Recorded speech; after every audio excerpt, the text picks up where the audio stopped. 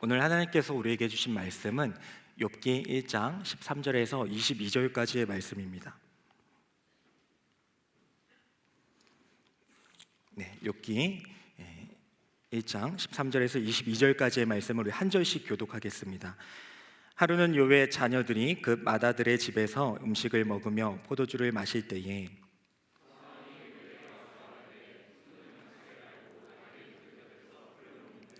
스바 사람이 갑자기 이르러 그것들을 빼앗고 칼로 종들을 죽였나이다. 나만 홀로 피하였으므로 주인께 아뢰러 왔나이다.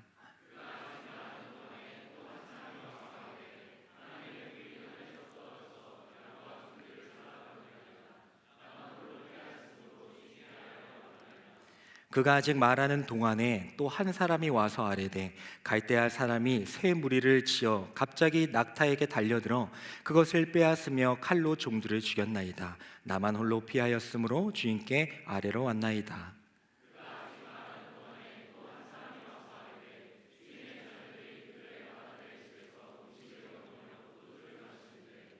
거친 들에서 큰 바람이 와서 집 내 모퉁이를 치매 그 청년들 위에 무너짐으로 그들이 죽었나이다. 나만 홀로 피하였으므로 주인께 아뢰러 왔나이다 한지라.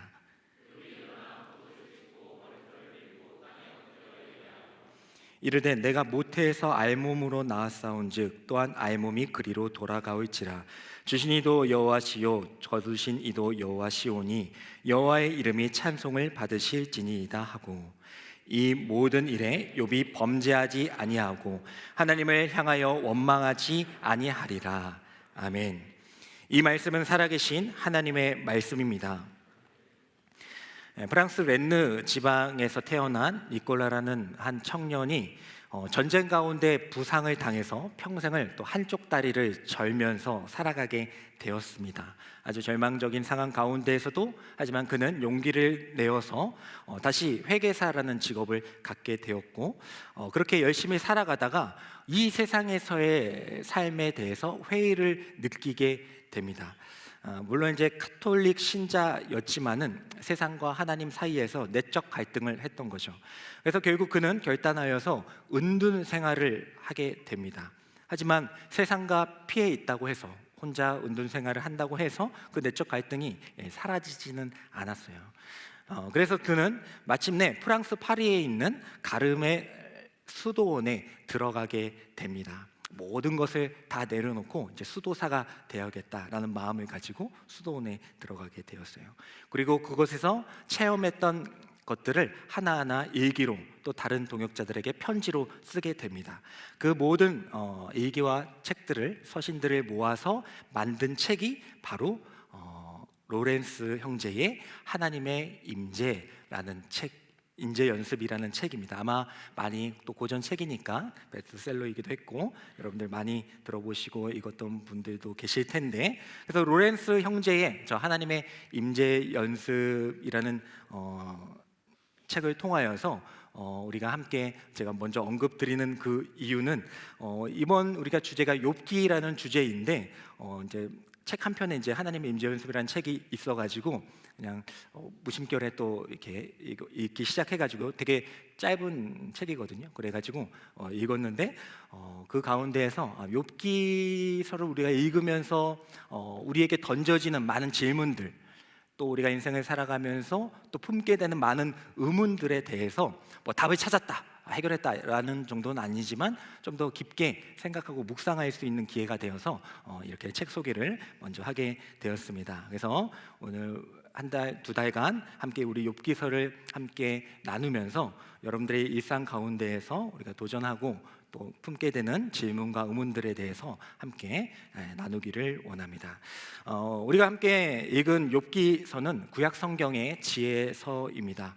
시대는 아브라함 시대의 를 배경으로 하고 있고요. 또 우스 땅에 거주하는 욥이라는 한 남자의 이야기를 담고 있습니다. 네, 얼핏 우리가 많이 들어봤지만 욥하면 고난이라는 주제가 생각나잖아요. 그래서 욥이 고난을 당했는데 하나님이 사랑하는 그 자에게 왜 고난이 있고, 그러면 그 고난은 어떤 의미가 있는 것인가에 대해서 정확히 이거다라고 답을 내리긴 어렵지만 우리 일상 가운데 고난이 또 고통이 많이 있기 때문에 그것에 대해서 한번 생각해 보는 시간이 되었으면 좋겠습니다. 그는 이제 동방에서 으뜸이 가는 부자였어요. 그래서 양이 7,000마리였고 소가 500마리, 또 나귀가 또 500마리, 또 수많은 종들과 또 사랑하는 아내와 자녀 10명을 거느린 아주 부유한 풍족한 삶을 살아가는 사람이었습니다. 하지만 그에게 이제 고난이 닥쳐오게 되는데요. 그가 그렇게 많은 부유함을 가졌음에도 불구하고 정말 다른 것을 잊지 않은 것들이 있었다면 바로 하나님께 제사를 드리는 거였어요. 그 당시 이제 죄를 지으면 제사를 드려야 되는데 그는 자신의 죄뿐만 아니라 내가 죄를 지었으면 내가 제사 드리는 게 맞잖아요. 근데 다른 사람의 죄를 위해서도 제사를 드리는 사람이었습니다. 그만큼 신실한 사람이었다라는 것을 우리가 추측할 수가 있겠죠. 하지만 그렇게 신실하게 살아가던 그에게 고난이 찾아오게 됩니다. 우리가 쭉 읽었지만은 그러니까 그 욥에게 있었던 많은 것들을 다 잃어버리게 되는 고난을 겪게 돼요. 왜냐하면 그것은 사탄과 하나님과의 대화 가운데에서 하나님께서 허락하신 일들 가운데 이루어진 일이기 때문입니다. 우리 욥기 1장 8절을 한번 읽어보도록 하겠습니다. 욥기 1장 8절 한번 읽겠습니다. 시작. 여호와께서 사탄에게 이르시되 내가 내 종 욥을 주의하여 보았느냐. 그와 같이 온전하고 정직하여 하나님을 경외하며 악에서 떠난 자는 세상에 없느니라. 아멘. 네, 욥은 부유하고 풍성하고 그렇게 행복하게 살았습니다. 근데 교만하지 않았어요. 그럴 수 있잖아요. 우리가 풍족하고 또 부족함이 없으면 조금 교만해질 수 있잖아요. 근데 그는 교만하지도 않았습니다. 다른 사람의 죄를 위해서도 기도하고 제사를 드릴 만한 정말 아주 신실한 사람이었습니다. 하지만 그가 그 인생을 살아가고 있던 터에 하늘에서 이뤄진 일들에 대해서 말해주고 있는 거예요. 사탄이 이 세상을 쭉 이렇게 둘러보고 이제 하나님을 만나러 이제 하늘에 올라가게 되었습니다. 그래서 천상회의라고 하는데 그 가운데서 이제 사탄과 하나님이 대화를 하게 되는 겁니다. 그래서 하나님께서 사탄에게 이야기를 합니다. 내 종 욥을 주의하여 보았느냐. 그는 온전하고 정직하여서 나를 경외하고 악에서 떠난 자다라고 그를 칭찬하게 됩니다. 그때에 사탄은 이렇게 하나님께 대꾸를 합니다. 우리 9절의 말씀도 한번 읽어보겠습니다. 시작. 사탄이 여호와께 대답하여 이르되 욥이 어찌 까닭 없이 하나님을 경외하리이까.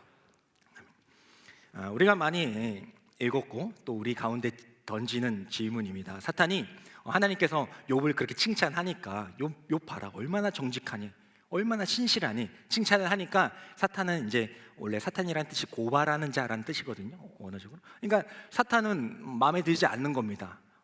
그래서 욥을 물론 지금 보이는 모습은 욥이 아주 신실해 보이지만 하나님 욥에게 하나님께서 많은 것을 허락하셨기 때문에 그렇기 때문에 욥이 하나님을 경외하는 건 아닐까요? 정말 그가 까닭 없이 이유 없이 하나님을 경외하는 것이 맞을까요? 하고 하나님께 도발을 하는 거죠. 하나님은 지기 싫어하시는 분이십니다. 승리 하나님이시기 때문에 또 이렇게 대꾸를 하십니다. 욥기 1장 12절의 말씀을 한번 읽겠습니다. 시작. 여호와께서 사탄에게 이르시되 내가 그의 소유물을 다 내 손에 맡기노라. 다만 그의 몸에는 내 손을 대지 말지니라. 사탄이 곧 여호와 앞에서 물러가니라. 아멘. 이제 어떤 상황인지는 대충 이해하셨죠? 땅 아래에서는 그 욥이 아주 부유하고 겸손하게 또 신실하게 살아가고 있었고 그 한편 하늘에서는 그 모습을 보면서 하나님과 사탄의 내기는 아니지만 또 하나의 배틀이라고도 할 수 있고 하나의 이야기가 시작되었다라는 것이죠. 그래서 하나님께서는 사탄에게 허락하셨습니다. 그러면 네가 한번 그가 가진 그 풍족한 소유물을 한번 뺏어봐. 그리고 다시 한번 보자라고 이야기를 하게 됩니다. 사탄은 이제 옳다구나 해서 내려가서 이제 욥이 가진 우리가 오늘 쭉 읽었던 욥의 고난에 대해서 사탄이 일으키게 됩니다. 그가 가지고 있던 그 많은 동물들, 재산들 다 빼앗아 버렸고 다 죽이게 되고, 그가 너무나도 사랑했던, 아꼈던 그 자녀들마저도 다 데려가게 됩니다. 죽게 됩니다. 고난이 찾아오게 된 거죠. 그리고 이제 그 이후에 보게 되면 그 욥의 건강마저도, 몸뚱아리 하나 있었는데 그 건강마저도 빼앗아 가게 됩니다. 아무런 죄를 짓지 않았다라고 생각했던 그 욥에게 고난이 찾아온 겁니다. 신실하게 하나님을 믿었던 것밖에 없는데, 교만했던 것도 아니고요. 말 그대로 욥에게 있어서는 하나님의 부재, 그곳에 있지 않음이 부재잖아요. 하나님의 부재가 느껴지는 순간이었습니다. 자신이 가지고 있던 모든 제사, 그 제사 가지고 혼자 잘 먹고 잘 산 게 아니라 다른 사람들에게 나눠주고 잔치 베풀고 그것을 가지고 하나님께 제사를 드렸던 그 재산들 다 잃어버렸고, 그 자녀들이 혹여나 죄를 지을까봐 그 자녀들을 위해서도 제사를 드릴 만큼 너무나도 사랑했던 그 자녀들마저도 다 잃어버렸고, 후에는 건강마저도 다 잃어버리게 되었다는 거죠. 하나님의 부재가 느껴지는 순간입니다. 한편 우리는 사탄이 하나님께 항변하였던 그 말이 이 하나님의 부재 가운데에서 떠오르게 됩니다. 정말 욥이 하나님은 그렇게 예배하고 경배했던데, 제사 드렸는데 정말 까닭없이, 이유 없이 하나님을 사랑하겠습니까? 라는 그 질문이 다시 한번 우리에게 던져지게 됩니다. 여러분들은 어떤 이유로 이 자리에 오셨습니까? 어떤 이유로 하나님께 예배를 드리고 계십니까? 내가 하나님을 왜 사랑할까? 내가 왜 하나님을 믿을까? 내가 왜 하나님을 의지할까에 대해서 생각해 보시면서 살아가고 계십니까? 이번 주 금요일에 제가 금요일에 설교하고 이제 또 두 번째 하는 건데, 설교를 준비하면서 예수님께서 예루살렘에 입성하시는 장면이 나와요.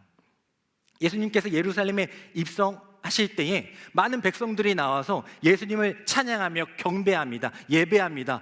호산나 호산나, 우리를 구원하여 주실 왕이 드디어 오셨다 하면서 하나님을 경배해요.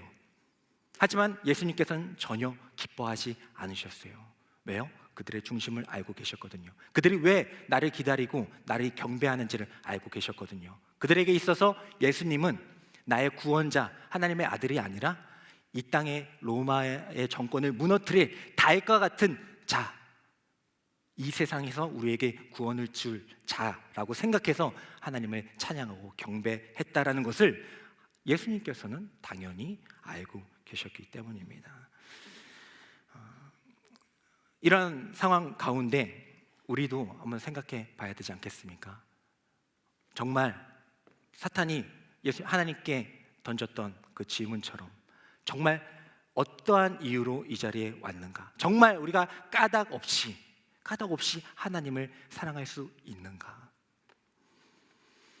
그러한 하나님의 부재가 느껴지는 상황 가운데에서, 모든 것을 잃어버린 그 상황 가운데에서 욥은 이렇게 반응합니다. 이해할 수 없는 상황 가운데서 이해 없는 반응을 하는 거죠. 우리 욥기 1장 20절의 말씀을 한번 보겠습니다. 네, 한번 읽겠습니다. 시작. 욥이 일어나 겉옷을 찢고 머리털을 밀고 땅에 엎드려 예배하며.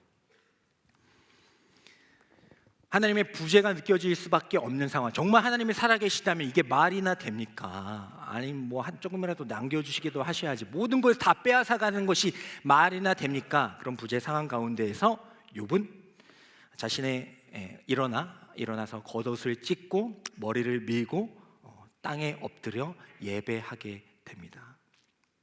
하나님의 부재 가운데에서, 부재처럼 느껴지는 그 상황 가운데에서 하나님께 겸손한 마음으로 예배를 드리러 갔다라는 거죠.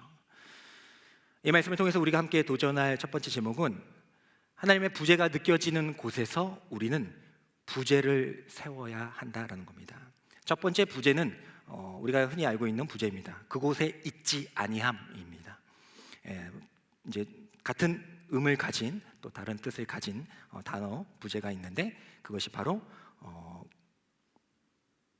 구조물의 뼈대를 이루는 중요한 요소가 되는 재료라는 뜻의 부재가 있습니다.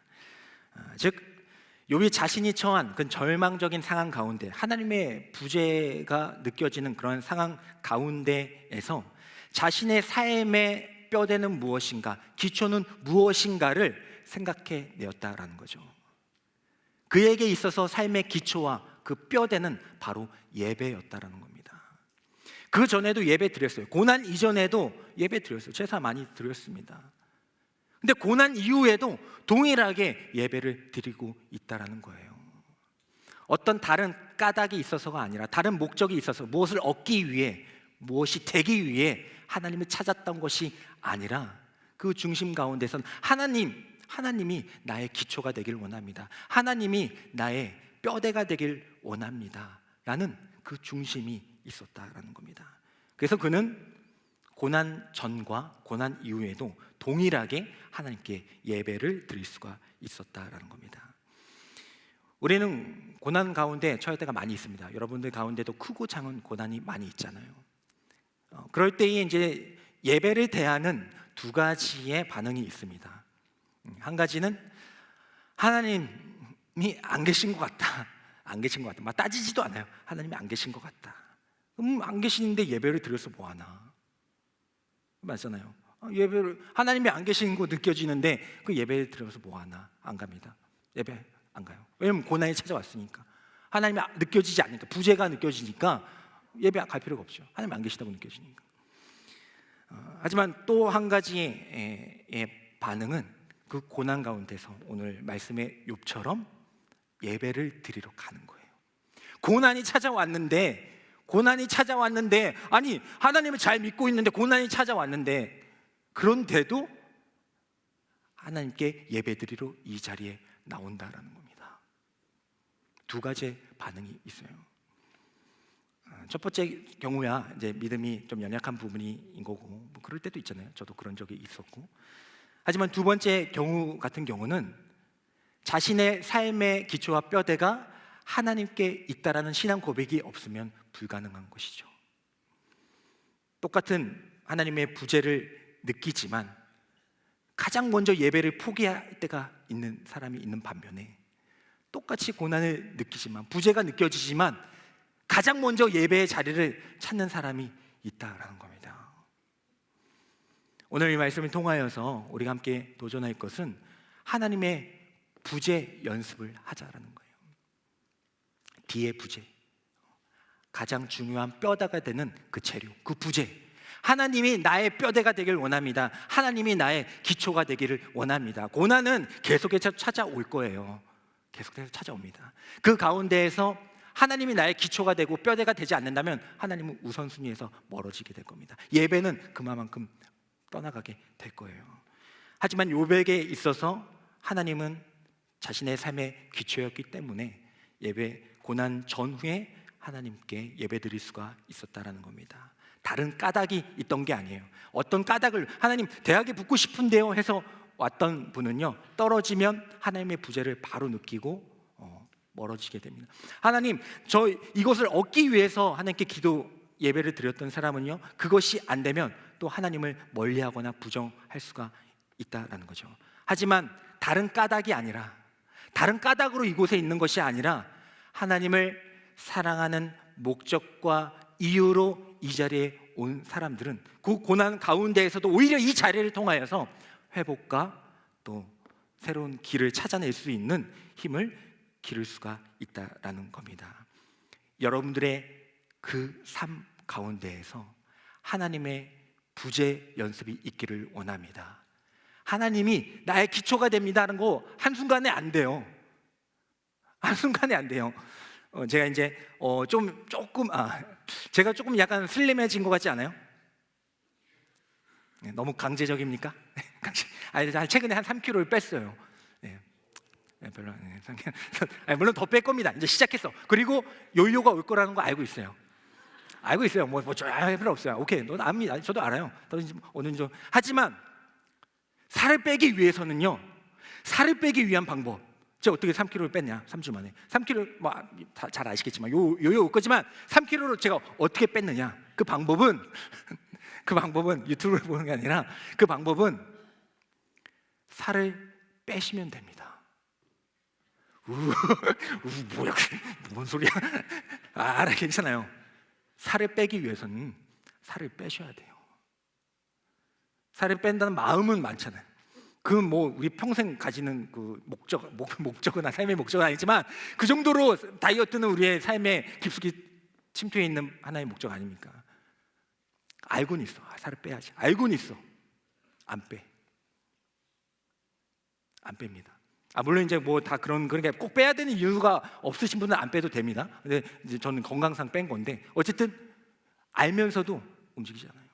제가 지난번 리더 모임 때도 한번 얘기했지만은 영적인 매너리즘에 빠질 것 같습니다. 신앙이 하나님 집 느껴지지 않고 정말 하나님을 찾아도 느껴지지도 않고 정말 좀 약간 멘탈이 좀 붕괴되고 좀 그런 상황 가운데 있어요. 그럼 어떻게 해야 돼요? 어떻게 해야 된다고 했어요? 영적인 갈급함이 있을 때 어떻게 해야 된다고 그랬어요? 리더 세미나 오늘 끝나고 다시 해야 될 것 같으니까 하나님의 말씀을 읽어야죠. 영적으로 배고프다면서요. 갈급하다면서요. 그런데 여행 가고 그런데 친구들 가고 다른 뭐 옷 사 입고 그런 걸로 채워지지 않는다는 거예요. 하나님의 갈급함을 느끼게 된다면, 갈증을 느끼면은 뻔합니다. 하나님의 말씀 읽어야죠. 근데 알면서도 안 해요. 다른 곳을 찾아요. 이렇게 요즘에 힘들지? 여행을 한번 갔다 올까? 그거 하나님 거기서 만나지 않... 그가 아니라는 거예요. 다른 건 다 뻔히 알면서 왜 영적인 부분에 있어서는 당연하다고 생각하는 걸 하지 않습니까? 욥에게 있어서 예배는 무엇을 얻기 위해서 했던 게 아니고 그런 줄 알고 사탄이 공격했던 거예요. 저렇게 풍족하게 하나님께서 허락해 주셨으니까, 평안하게 살게 하셨으니까 하나님을 경외하죠. 사탄이 그렇게 말할 수 있죠. 하지만 욥에게는 그게 아니었다는 거예요. 우리가 그렇게 오해할 수 있잖아요. 욥은 그게 아니었다는 겁니다. 항상 풍족할 때에도 하나님이 부재 연습을 했던 거예요. 저의 부재, 정말 중요한 재료는, 제 삶의 중요한 기초와 뼈대는 바로 하나님이십니다를 그럴 때만, 잘 될 때만이 아니라 정말 부재의 순간 가운데에서도 나타내야 그것이 하나님 기뻐하시는 삶이 아니겠습니까? 정말 중요한 것을 잊어서는 안 돼요. 다른 화려한 예배 드리고 이렇게 그런 화려한 것들로, 우리 드러나는 것들로 우리 신앙을 판단해서는 안 돼요. 가장 중요한 기초, 그 기둥이 중요하다라는 겁니다. 이제 하나의 건물을 사진을 하나 갖고 왔는데 잘 보세요. 이 건물 한번 보십시오. 네, 한번 보세요. 평가 좀 해주세요. 자, 평가해 주세요. 평가. 있고 다음 사진 나오고. 네. 이제 물론 이제 많은 사진이 있겠지만은 두 가지만 살짝 보여드렸습니다. 자, 평가를 좀 해주세요. 자, 디자인 좀 어때요? 그래요? 디자인 좀 어때요? 그냥 딱 봤을 때 살만한데 저 정도 그 정도 어때요? 괜찮죠? 나쁘지 않죠? 약간 괜찮죠? 맞죠? 촌스럽고 그러지 않죠? 저 집은 그 바우하우스 아세요? 바우하우스의 설립자 발터 그로피우스의 집이에요. 네, 그 사람이 살던 집이에요. 근데 저 집이 언제 디자인 되었느냐? 약 90여 년 전에. 90여 년 전에 저 디자인을 했다. 우리 막 3.1절 3.1절 막 동학농민운동 아니구나. 3.1절 약 1920년대 우리 막 3.1절 하고 막 기와집에서 했을 때 저 집 차이를 얘기할 사대주의가 아니라 저 이제 발터 그로피 하우스의 생가인데 그 사람이 이제 지금도 아주 5대 디자이너인가 그중에 이제 속하는 분 아닙니까? 그래서 그분의 이 디자인을 많이 본따서 만든 것들이 애플도 그렇고 그리고 무인양품도 그렇고 이케아 그런 많은 그런 분들도 그런 회사들도 저 발터 그룹 하우스의 그런 슬로건을 많이 영향을 받아서 한 거거든요. 그의 슬로건은 이거였어요. 형태는 기능을 따른다.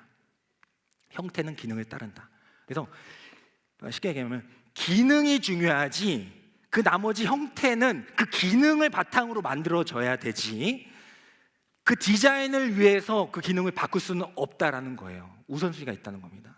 그가 많은 제품들을 보면 아주 심플해요. 의자도 유명한 게 있지만 아주 심플해요. 왜냐하면 기능에 충실했으니까. 디자인 뭐 꽃을 그려놓고 뭐 이렇게 뭐 붙여 할 수 있겠죠. 하지만 그는 기능에 충실한 사람이었습니다. 그래서 아주 심플하지만 아주 잘 만든. 우리가 뭐 그런 얘기 하잖아요. 어떤 의자는 되게 예뻐 보이지만 불편한 의자가 있잖아요. 근데 저기서 만든 의자는 사진은 안 갖고 왔지만 나중에 찾아보시면 되게 심플해. 뭐 이렇게 팔걸이도 되게 불편해 보일 것 같은데 너무 편하대요. 왜요? 다른 거 다 날려버리고, 날린 건 아니죠. 디자인은 최소한으로 하고 기능을 살렸기 때문에 그의 제품과 그의 영향력이 이렇게 커지게 됩니다. 세계 많은 기업들이 그의 정신을 따라서 디자인하게 된 겁니다. 우리의 하나님에 대한 마음과 태도도 마찬가지라고 생각합니다. 우리의 삶에 드러나는 신앙의 모습들, 봉사가 될 수 있고 여러 가지가 날 수 있어요. 하지만 정말 중요한 것은 뭐다? 내 안에 하나님의 기초와 기둥을 세우고 있는가? 화려한 디자인, 우리가 봉사하고 섬기고 막 하고 이게 그거요? 고난 찾아와 보세요. 싹 날라가걸. 뭐 제가 얘기해서 그렇습니까? 기분 나쁘세요? 그건 아니잖아요. 실제로 그렇잖아요. 고난 찾아와 보세요. 뭐 어지간한 고난 말고요. 힘든 고난 찾아오면은 다 날아가잖아요. 그래서 우리는 그 연습을 지금부터 해야 돼요. 뭐 지금 평안할 때 지금부터 하셔야 돼요. 물론 지금 고난 가운데 있으신 분도 계시겠지만은 지금부터 하셔야 됩니다. 하나님의 임재 연습에서 로렌스 형제는 이렇게 말합니다. 무슨 일을 하든지 하나님을 사랑하기 위해서 하기 시작하자 힘들기만 했던 일들이 즐거워지기 시작했습니다. 그의 중심 가운데에서는 하는 모든 일들이 그냥 예배만 드리는 거 말고 삶의 예배 자리에서도 하나님을 사랑하는 마음으로 시작했다라는 겁니다. 힘든 일이 있었어요. 로렌스 형제도 힘든 일이 없던 게 아니에요. 수도사 갔는데 주방 일이 가장 힘든 일이고 거기 맡았습니다. 하지만 하나님을 사랑하는 마음으로 그 일을 했을 때, 삶의 예배를 드렸을 때, 실제로 예배를 드렸을 때 그 일들이 힘들지만 않고 즐거워지기 시작했다라는 것입니다. 여러분들의 삶의 자리에서 하나님에 대한 그 기초와 기둥이 세워질 수 있기를 간절히 축복합니다. 두 번째는요, 우리 욥기 1장 21절의 말씀을 한번 이어보도록 하겠습니다. 한번 읽겠습니다. 시작. 이르되 내가 모태에서 알몸으로 나왔사온즉 또한 알몸이 그리로 돌아가올지다. 주시니도 여호와시요 거두시니도 여호와시오니 여호와의 이름이 찬송을 받을지니이다 하고. 아멘. 이 말씀을 통해서 우리가 또한 도전해야 될 것은 부재가 느껴지는 곳에서 하늘을 보아라 라는 겁니다. 주신 이도 하나님이시고 거두신 이도 하나님이시다라는 고백, 우리가 많이 또 듣기도 하고 하기도 하는데, 이 고백을 볼 때면 이제 아브라함이 저는 생각이 납니다. 아브라함이 사랑한 아들을, 하나님께서 약속의 아들 이삭을 주셨는데 그 이삭을 하나님께서 바치라고 하시잖아요. 그러니까 이 말씀, 주신이도 하나님이시요 거두신이도 하나님이시다라는 그 말씀이 아브라함의 말씀 가운데 떠오르게 되었습니다. 근데 아브라함이 그 사랑하는 아들 이삭을 하나님께 바칠 수 있었던 이유는 뭐예요? 아브라함이 사랑하는 아들을 하나님께 바칠 수 있었던 그 이유는 뭡니까? 덜 사랑해서 하나님이 최고니까 아들은 필요 없다, 가치는 없다, 그래서 드린 거예요. 여러 가지 해석이 있겠지만은 그가 하나님께서 주신 그 아들, 자신이 생명보다 아끼는 그 아들을 번제물로 죽이려고 했던 그 이유는 그는 하나님의 약속을 붙잡았기 때문이에요. 정말 부재가 느껴지는 상황입니다. 하나님께서 주신 그 아들을 다시 바치라고요? 이게 말이나 됩니까? 내게 주셨던 것을 뺏어가도 망정이, 이거는 너무하잖아요. 그런 상황이에요. 하나님의 부재가 느껴진 상황입니다. 물론 그 명령을 하나님께 받았지만 그 상황 가운데서 그는 그 상황을 보지 않고 하나님의 약속을 붙잡았다라는 겁니다. 그래서 히브리서 기자는 뭐라고 얘기합니까? 이삭이 중요치 아니한 것이 아니다. 하나님이 우선시가 되는 거니까 나머지는 다 중요한 게 아니야. 그러니까 당연히 바쳐야지, 이런 게 아니에요. 아브라함이 그 이삭을 하나님께 바칠 수 있었던 마음을 가졌던 그 이유는 이렇게 이야기를 하고 있습니다.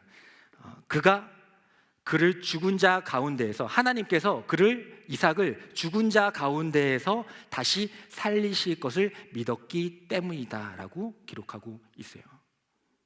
그러니까 내가 죽일 건데, 이 사랑하는 아들을 내가 죽여도 하나님이 귀하니까 이 아들은 뭐 괜찮아, 하나님 최고지, 이런 게 아니라 정말 마음이 아프고 정말 괴롭고 너무나도 힘든 상황이지만은, 부재가 느껴지는 상황이지만은 내가 이 아들을 죽인다 할지라도 하나님께서 이삭을 다시 살리실 것을 믿었기 때문이다. 왜요? 약속의 아들로 주셨으니까 그 약속을 붙잡으면 되는 거 아닙니까? 그 또 한 가지 이유는 뭐예요? 또 한 가지 이유는 이 사랑하는 이삭이 하나님께서 주셨다라는 것을 알고 있었기 때문이에요. 주신 이도 하나님이시다. 이삭은 나를 통해서 나왔지만은 이 이삭은 하나님의 것이다. 더 나아가 이 이삭을 바치는 나도 하나님의 것이다. 그것을 알았기 때문에 그 이삭을 바칠 수가 있었다라는 겁니다.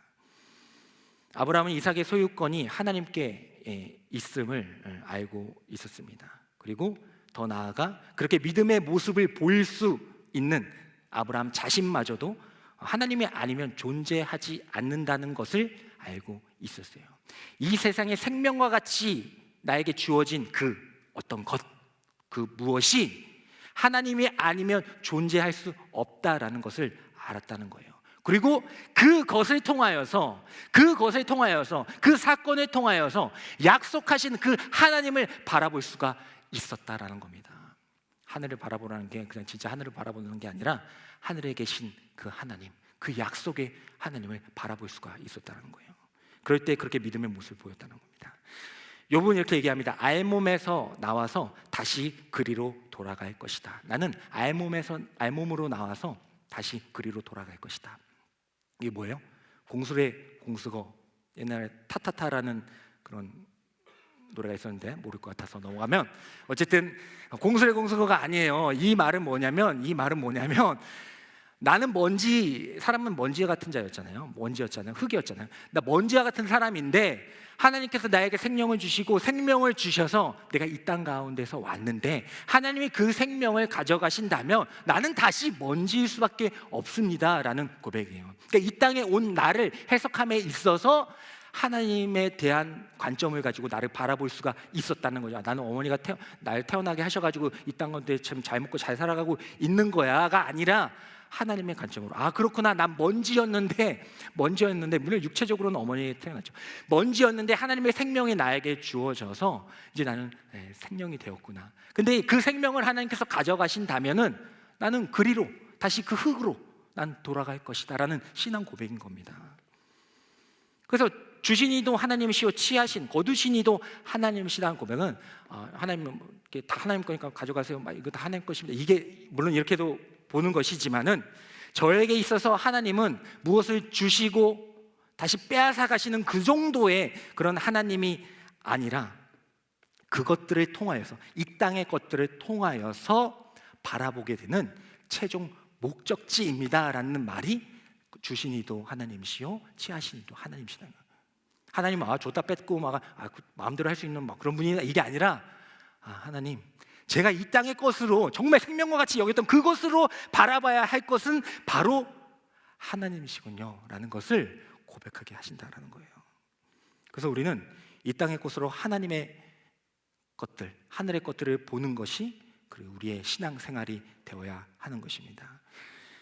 이 땅에 오신 그 예수님도 예수님 믿고 천국 가야지, 이게 아니라 예수님이 이 땅 가운데 오셔가지고 예수님 우리의 죄를 사하셔가지고 예수님 믿고 천국 가야지, 여기서 끝나는 게 아니라 예수님이 이 땅에 오셔가지고 또 미랄이 되셨구나. 그래서 미랄이 되셔서 어떻게 했어요?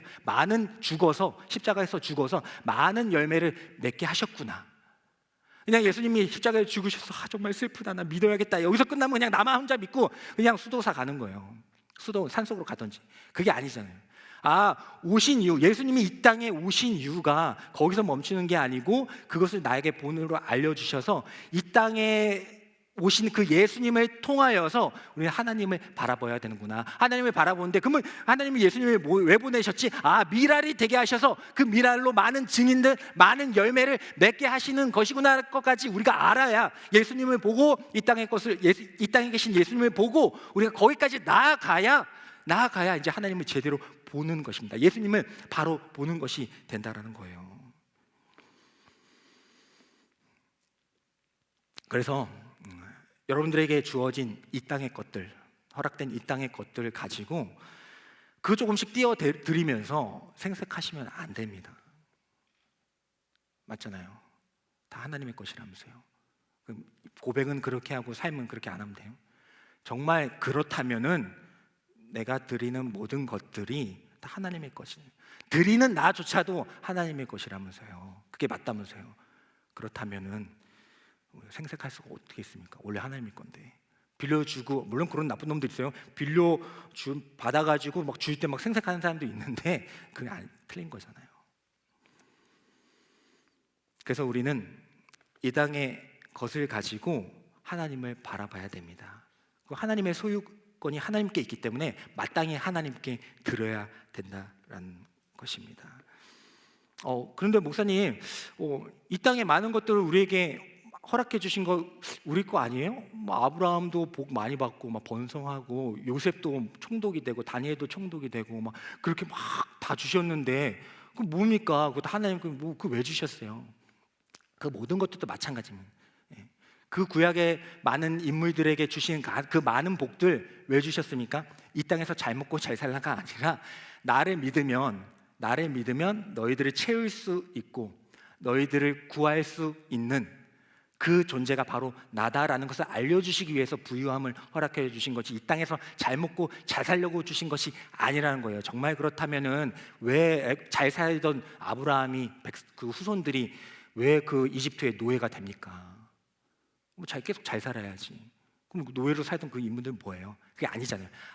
그렇게 번성케 하시는, 창대케 하시는 그 하나님을 이제 믿게 돼서 그 믿게 된 사람이 고난 가운데 그 이집트에 들어가도 괜찮은 거예요. 왜요? 난 그게 목적이 아니었으니까. 노예여도 괜찮아요. 하나님을 바라보는 게 목적인 걸 알았으니까. 그래서 여러분들은 이 땅의 것으로 하나님을 바라보시면 되겠습니다.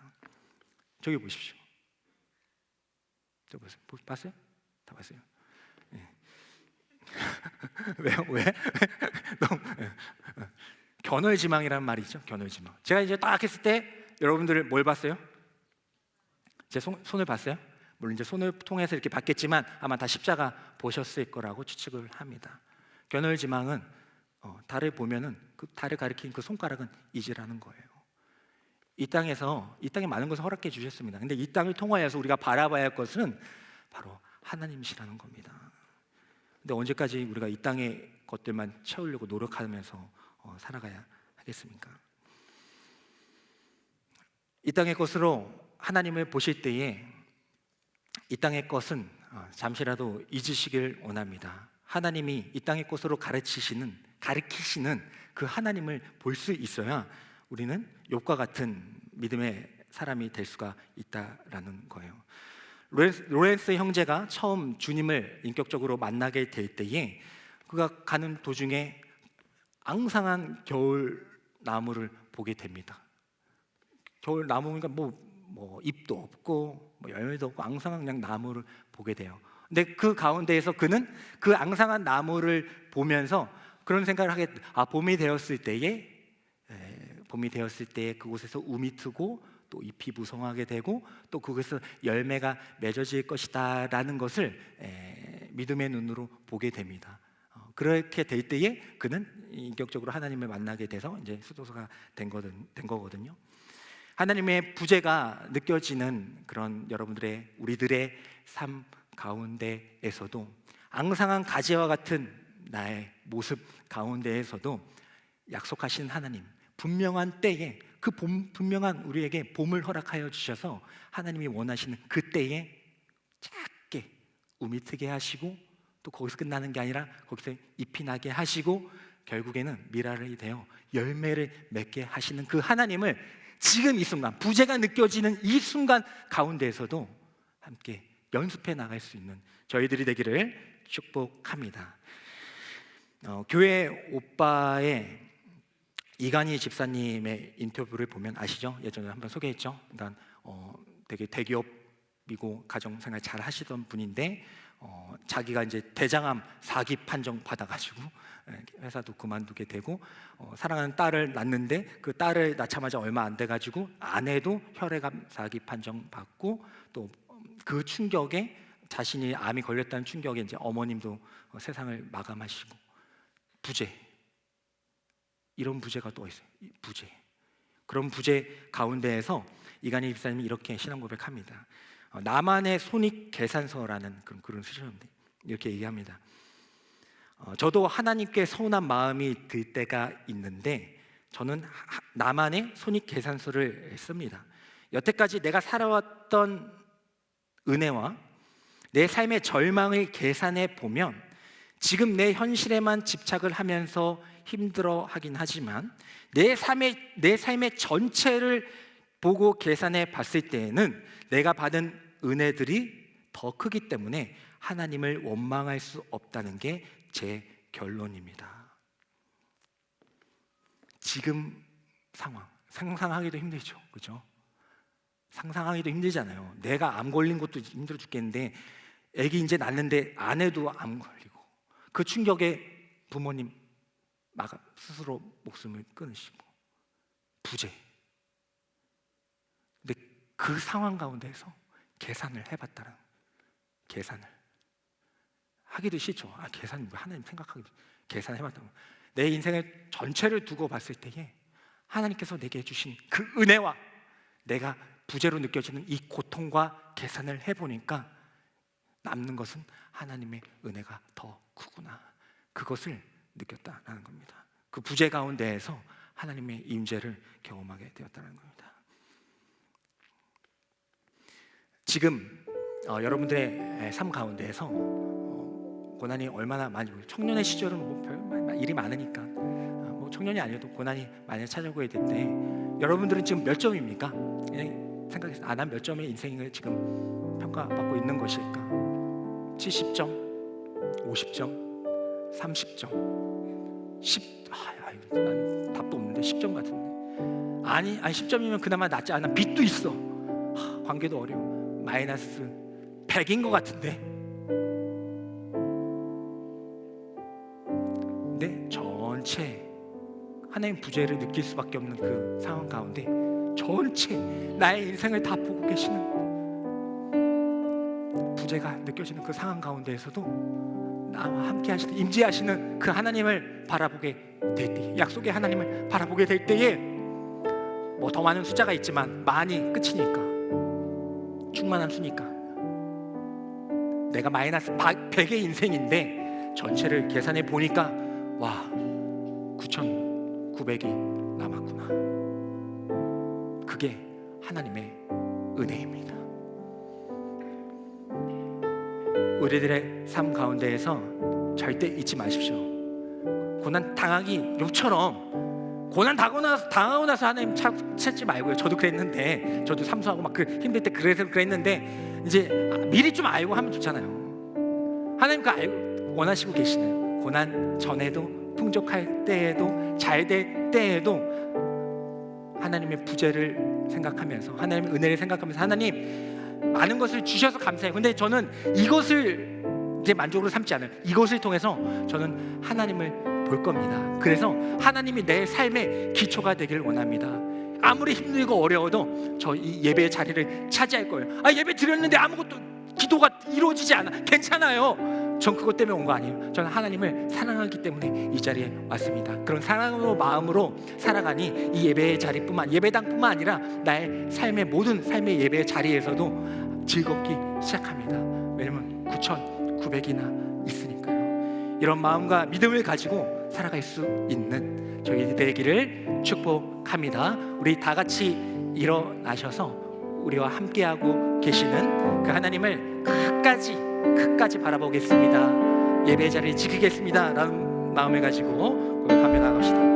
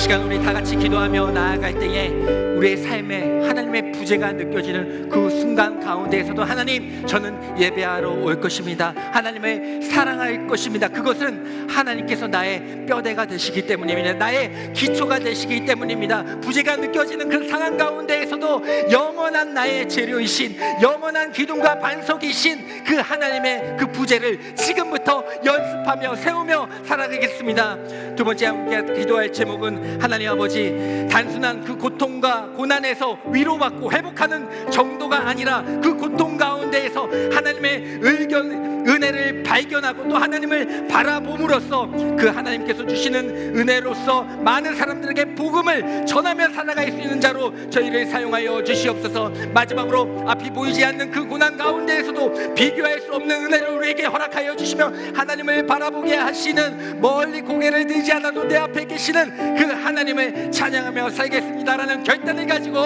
우리 주님을 바라보며 나아갑시다. 주여 주여 주여. 하나님 아버지, 고통과 고난 가운데에서도 모든 것을 잃어버린 그 상황 가운데에서도 하나님은 있지 않습니까? 모든 것을 다 빼앗아 갔을지라도, 사탄이 모든 것을 빼앗아 갔을지라도 저에게는 하나님이 있습니다. 하나님이 기둥이 되십니다. 하나님의 기초돌이 되십니다. 하나님이 나의 반석이 되십니다. 하나님이 나의 뼈대가 되십니다. 그 뼈대가 있다면 세상에 우리의 삶의 모든 형태, 다양한 형태와 문화와 시대적인 흐름의 그 모든 디자인은 중요치 않습니다.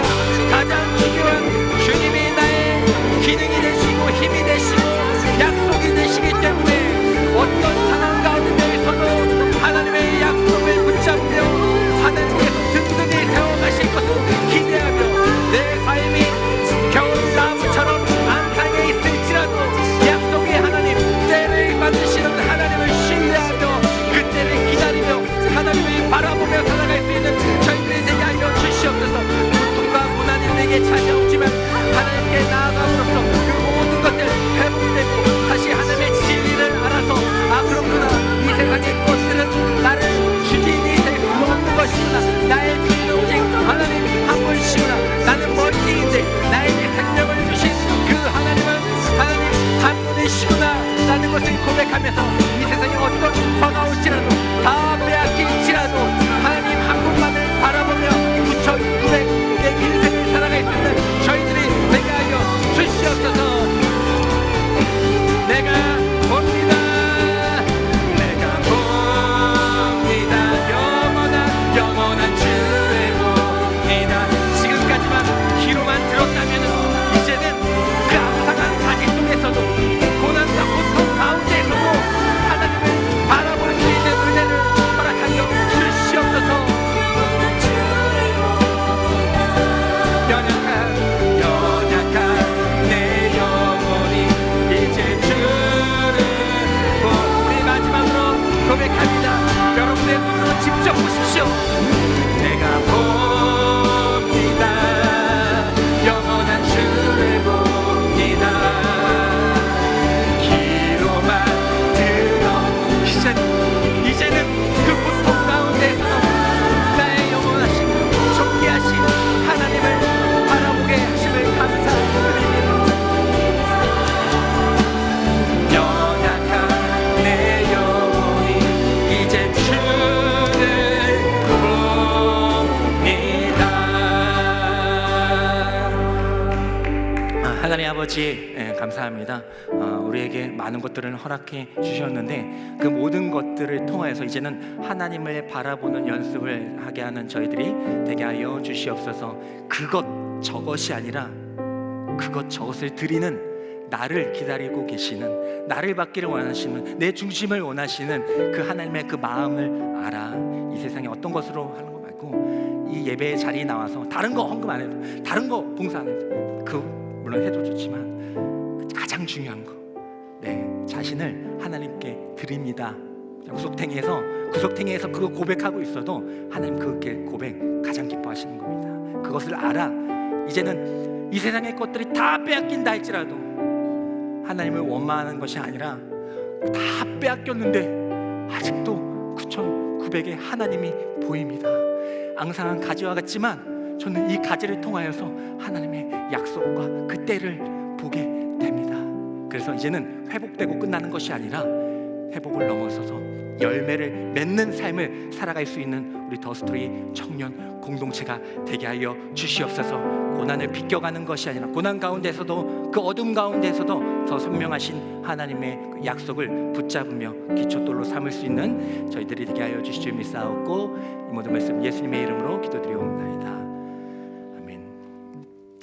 지금은 이 땅에 오셔서 십자가에 못 박히심으로 미랄이 어떻게 되어야 하는지를 우리에게 알려주신, 보내보이신 예수 그리스도의 은혜와 우리에게 고난과 아픔을 허락하실 때도 있지만은 결국에는 우리를 통하여서 새싹이 트게 하시고 열매 맺게 하시는 하나님 아버지의 사랑과 우린 여전히 연약하여서 하나님을 의심하고 의문을 품고 질문할 때도 있지만 또 하나님의 약속의 하나님을 바라봄으로써 우리를 만족시키는 성령 하나님의 가마교통하심이 이들에서 예배드리고 있는 모든 성도들의 머리 위에 우리 더스트리 공동체와 그들의 삶의 예배 자리 가운데 어디선가 하나님을 찾고 있는 청년들 가운데 지금부터 영원까지 함께하여 주시기를 간절히 축원하옵나이다. 아멘.